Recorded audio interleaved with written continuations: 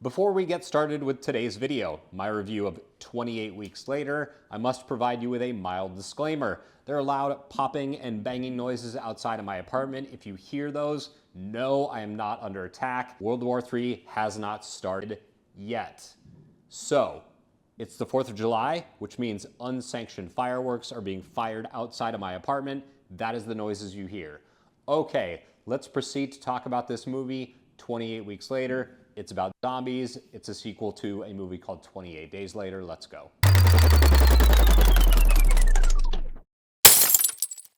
Thank you so much for checking out the video. Before we get started, click on the subscribe button and the notification bell. That way you know whenever I post a new piece of content. You can also follow me on X, Rumble, and the Instagrams.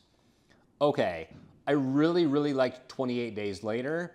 It felt very guerrilla style filmmaking. It was nasty, it was dark, like really dark, way darker than I thought it would be. And obviously when it came out in the early 2000s, it introduced us to the fast-moving rage zombies, which of course then became all of the rage in coming years with movies like World War Z. And I think the sequel might be an even better film. It came out a couple years later, also takes place in the city of London, and it involves the zombie outbreak wiping out pretty much all of the island of Great Britain. Everybody is now dead. It's been completely wiped out. Civilization has sort of collapsed. The US military is now occupying London in the hopes to quarantine specific areas and then start bringing people back in. So just over a half a year, 6 months has passed, and they're trying to like figure it out and allow the English people to come back and start like rebuilding everything, because they now believe that this zombie virus is dead because all of the zombies killed everybody and then they all just starved to death and died. Yeah, so it's that kind of movie. It's very dark. I didn't really dislike anything about this movie. It maintains that very like frantic and herky-jerky camera style, that like handheld look.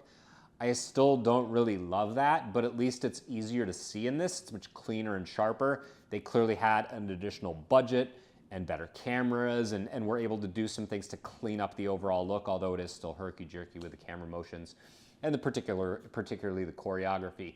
The movie also does that cool thing where it has a bunch of kind of at the time unknown actors who are now all very recognizable faces. People like Byrne, Jeremy Renner, and Idris Elba being the three main people where you're like, oh, I didn't even know they were in this movie. And all three of them are really good in this, serving their particular roles. All three of them play American military personnel. And the movie really has a great introduction to like the main character, who is honestly like just a terrible person who eventually gets what's coming to him and then some. He's monstrous, but not in like the way of killing people, but makes a very poor decision, which essentially ruins his relationship with his children, ruins his relationship with his wife, and honestly, like, he gets what's coming. And then things just completely spiral out of control. And what I liked about this movie in particular is that I feel like in today's day and age, when you've seen one zombie movie, you have seen them all. You know the twists, you know the turns, and you know who's gonna live, who's gonna die. The nice thing about this movie is that I was wrong about everything. Because as I'm watching it, I'm thinking to myself, okay, I know this person's probably gonna get wiped out. This is probably how they're gonna go.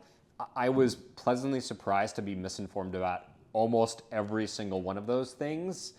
And the way the story is told, there's not a lot of like dead space. There's no wasted time. There's no wasted momentum or energy.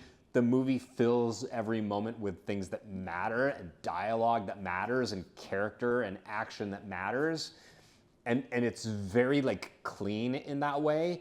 90 minutes, pure action, not a lot of downtime with our characters, but the downtime that there is is used really, really well. I think overall I like the story better than the first one. And it's hard to make a sequel that's better than the first movie often, but a lot of movies have done it. Terminator, The Godfather. I think that this movie is one of the better sequels, and I think it is superior to the first film. Makes me really excited to see 28 years later. I was really blown away by how dark this movie was too, and just how much I enjoyed it overall. Obviously, it's weird when you say you enjoy a movie that's kind of screwed up and dark. But yeah, this movie pulls no punches, and I think it's better for it. Also, like, great little snippet at the ending showing us how completely screwed we probably are as a planet, and I thought that was cool too. So thank you for watching this review. If you liked it, found it helpful, consider subscribing. You can also follow me on X, Instagram, and Rumble. And I'll see you next Saturday at 9 a.m.